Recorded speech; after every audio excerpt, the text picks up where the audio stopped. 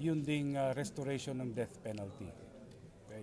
At pangatlo, yung amendment, yung Pangilinan Law. But don't get me wrong, ha? The objective of the law is noble.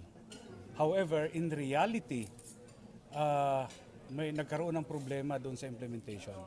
Dahil yung mga minors natin, 15 years old, below, ginagamit na ng mga sindikato. And ito yung number one reklamo ng mga law enforcers natin nung nag-ikot kami sa iba't ibang bahagi ng bansa. Yung age na na hindi ka pwedeng i-prosecute, ibababa ulit natin. Yung dati.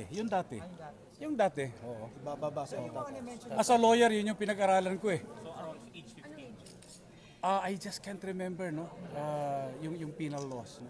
Pero yung original nung revised penal code siguro, balik lang natin doon.